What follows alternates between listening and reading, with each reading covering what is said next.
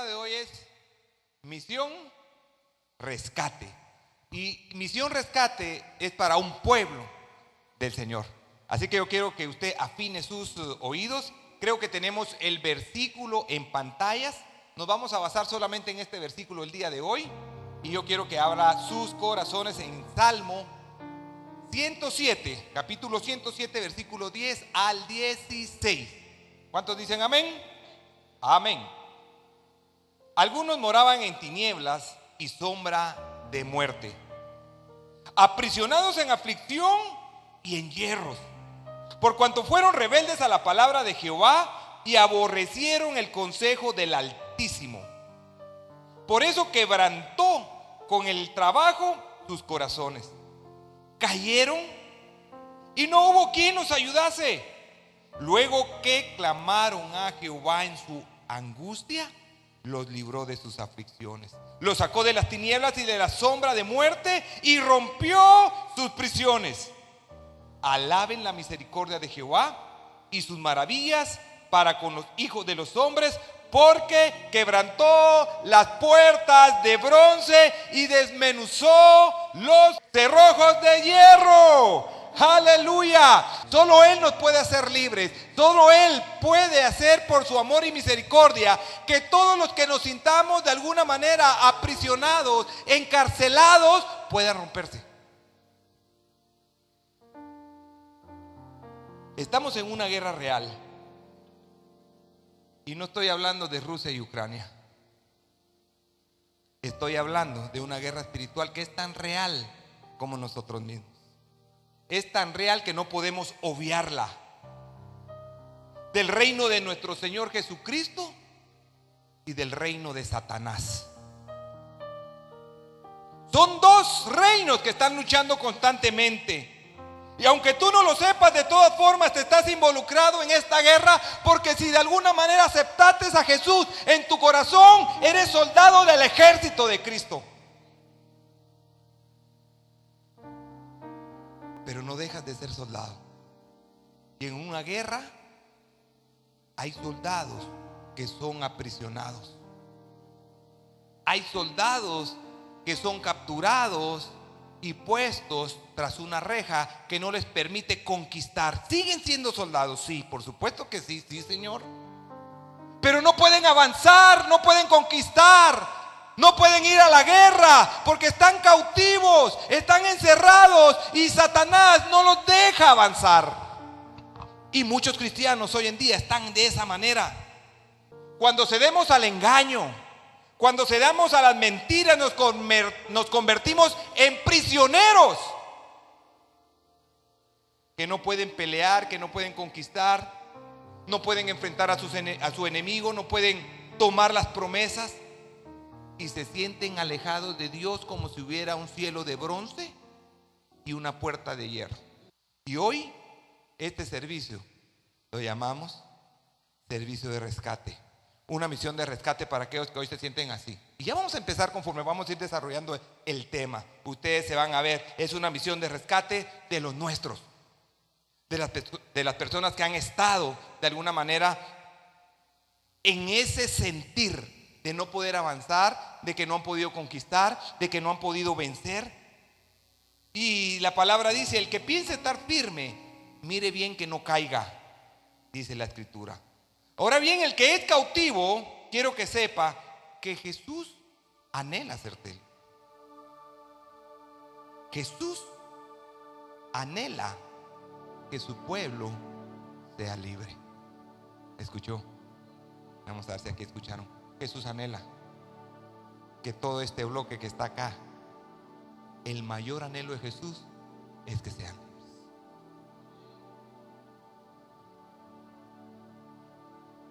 Y en este pasaje que leímos hay una salida para alguien que está cautivo, que desobedeció, que no oyó a Dios, fue rebelde a su palabra, ignoró su consejo y está aprisionado en aflicción y hierro, con quebranto, y no hay quien lo ayude. Pero aquí también dice: clamaron a Jehová en su angustia y los libró de sus aflicciones, rompió sus prisiones y quebrantó las puertas de bronce y los cerrojos de hierro. Este día Dios va a romper los cerrojos y las puertas de bronce de personas que dirán: yo estoy pasando por eso, yo estoy viviendo por esa situación, yo estoy viviendo y ya no soporto esa situación, necesito la ayuda de Dios. Estoy hablando de creyentes y no de incrédulos. Estoy hablando de cristianos, no al pagano, de prisioneros. Pastor, pero ¿de qué prisión está hablando? ¿Cuál sería la prisión que un cristiano hoy en día podría tener? Hablemos de la lujuria. Uno de los hombres más sabios del mundo, llamado Salomón. Cuando se habla del templo de Salomón, todos pensamos en lo que él hizo, aquel gran construcción que hizo en aquel tiempo, y se llama el templo de Salomón. Y él, en un sueño, Dios le habla y le dice que quería toda la sabiduría, y él vino y le dio la sabiduría. Y no hubo hombre con tan sabiduría que Salomón en aquellos tiempos. No había hombre tan famoso para poder dar un juicio, emitir un juicio, resolver un problema como Salomón, el hombre más sabio de aquel entonces. Es decir, él recibió una impartición del Espíritu Santo de sabiduría, porque no lo mandaron a la Universidad de Jerusalén a estudiar, sino que fue dada esa sabiduría por medio del Espíritu Santo para que fuera un hombre sabio. ¿Me está siguiendo hasta acá? Un hombre elocuente, amado por Dios. Dios lo prosperó enormemente, le dio el privilegio de construir un templo, de poder describir en la Biblia Proverbios, Eclesiastés. Un hombre famoso por todo lo que había escrito. Y en aquellos tiempos, cuando inauguró el templo, como en los días de Elías, fuego había en el templo. El Espíritu Santo estaba lleno para bendecir a aquel hombre.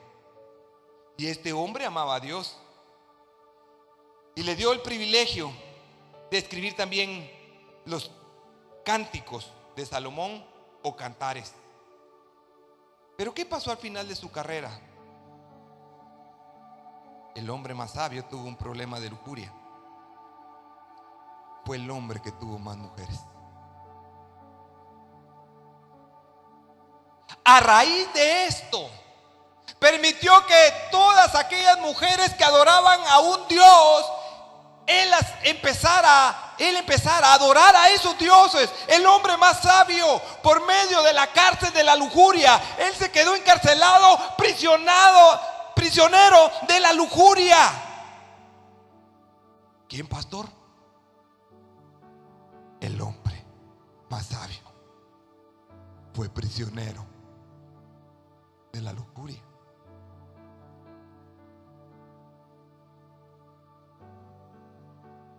Y al final de su imperio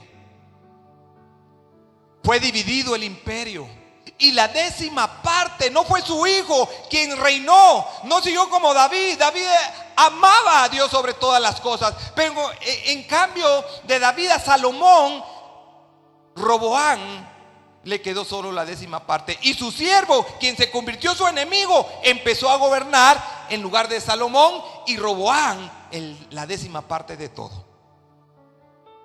¿Por qué? Porque fue prisionero. Se convirtió en el hombre más mujeriego. Creo que no se debió llamar Salomón, Don Juan, tal vez, ¿no?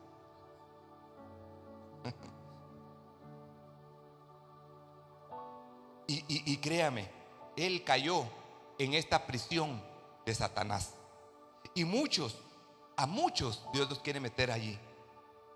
A José, el hijo de Jacob, cuando estaba en Egipto, la mujer de Potifar, y sin duda alguna tuvo que haber hecho o haber pasado así, de que tuvieron momentos donde estaban a solas y empezó el diablo a poner la tentación entre conversaciones y risas. entre chistes y fábulas, el diablo empezó a tejer un hilo y un hilo y un hilo y un hilo hasta querer hacer caer a José en las garras de la lujuria. Pero ¿qué fue lo que hizo José? Patitas, ¿para qué te quiero? Eso es lo que hay que hacer, salir corriendo. Él salió corriendo.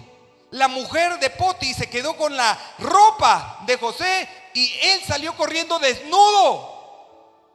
¿Y qué pasó más adelante? Lo metieron a la cárcel 2 años, pero Dios lo honró. Dios lo puso como gobernador de Egipto. Dios lo puso como un hombre de Dios. Dios lo puso como un ejemplo de alguien que amaba y era puro para Dios, que buscaba la santidad. Dios honra a los que le honran.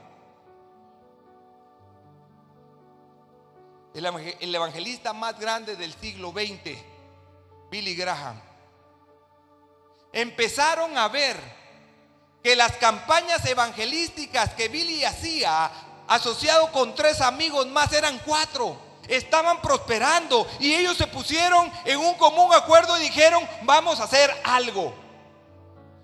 Todos los que sean casados, no vamos a salir con una mujer a un restaurante solas. No nos vamos a ir en el carro a solas con ella. No vamos a estar ni un solo momento a solas. Escuche, el hombre más fiel y que Dios lo honró, 100 años, acaba de morir hace algunos años, con una fe, con un testimonio intachable.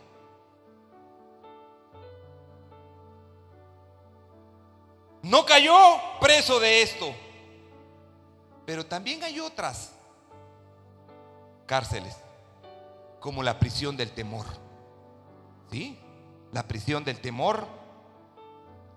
Hay otros que son prisioneros del temor a los hombres, al qué van a decir,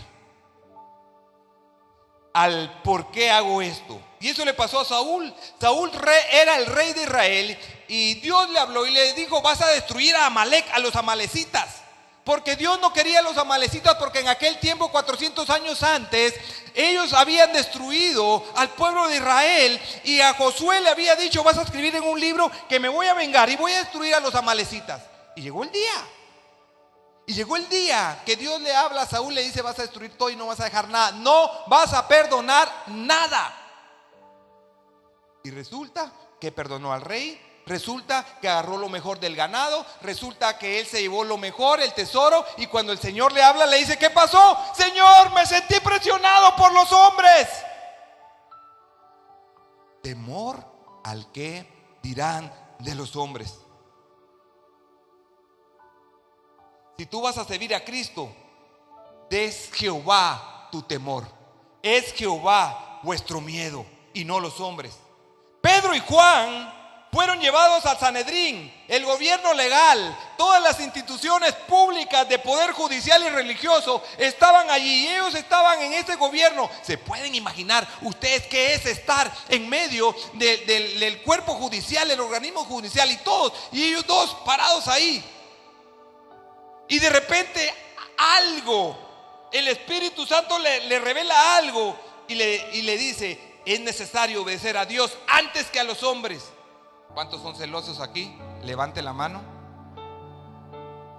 No, baje las 2. Sí, allá sí diciéndome, es celoso, ¿verdad? Aquí no hay celosos.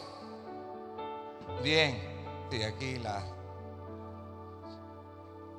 no digo nombres, es celoso. Esta prisión es para ti. Caín, cuando vio a Abel, dice que sintió celos de Abel, porque delante de los ojos de Dios halló gracia a Abel, y entonces entró celos, fue prisionero de los celos,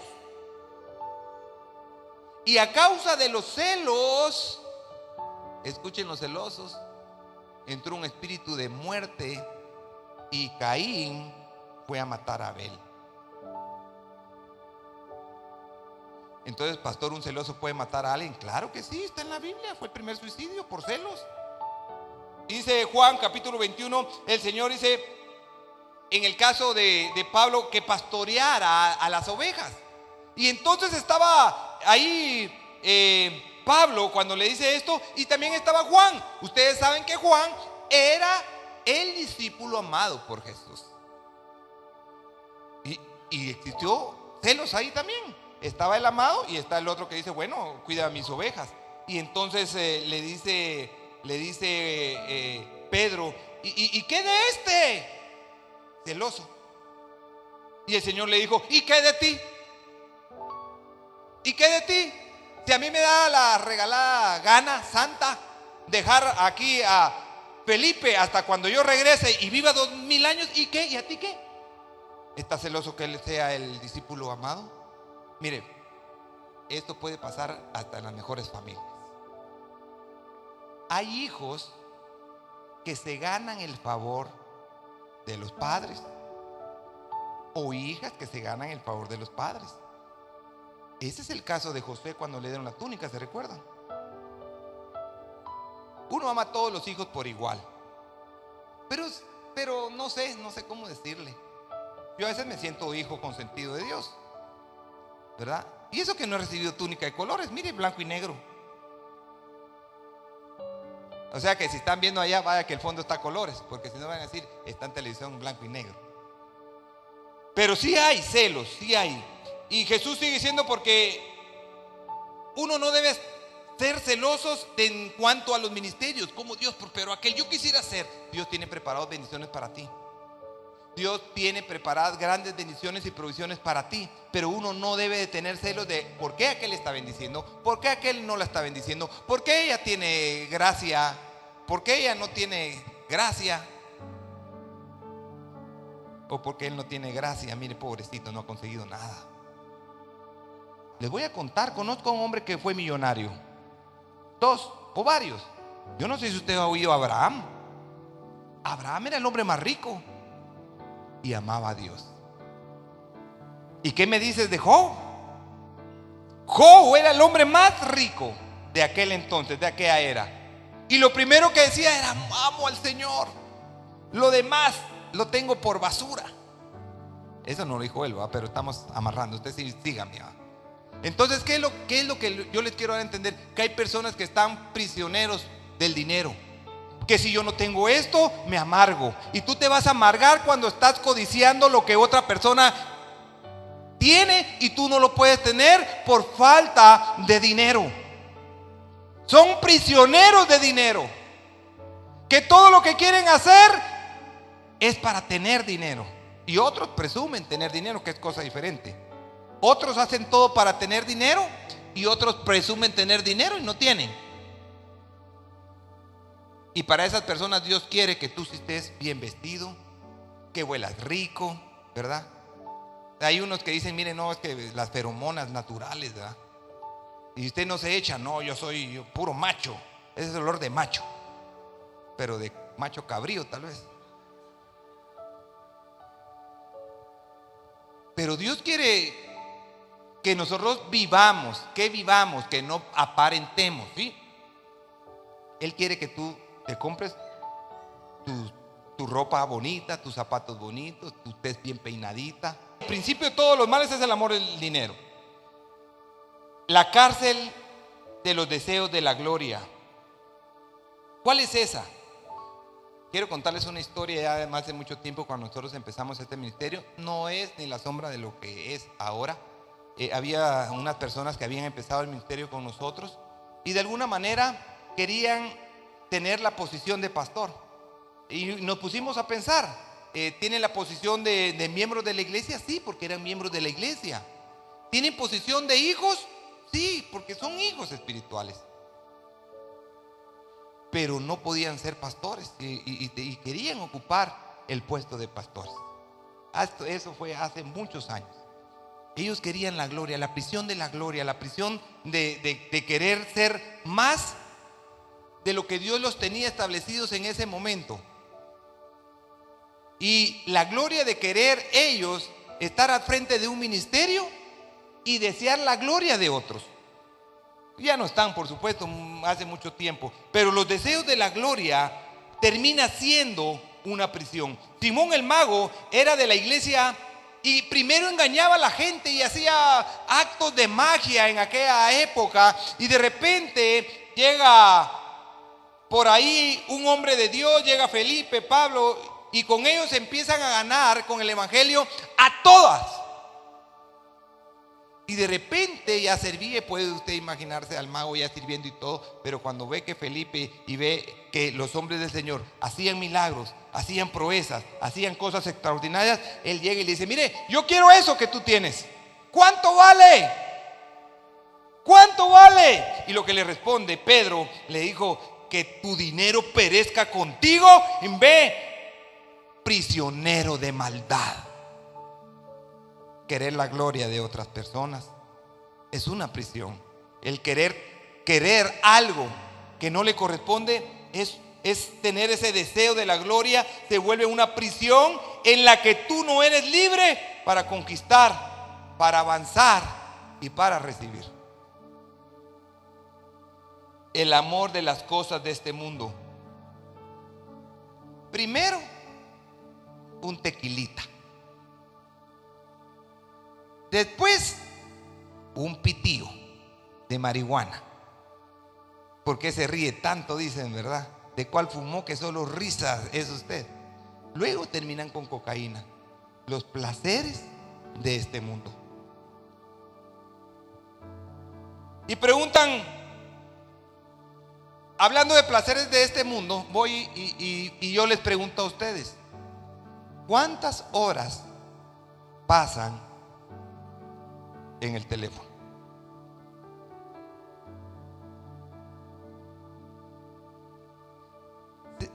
Se ha hecho una estadística que uno le da no sé cómo le llaman a esto, ¿sí?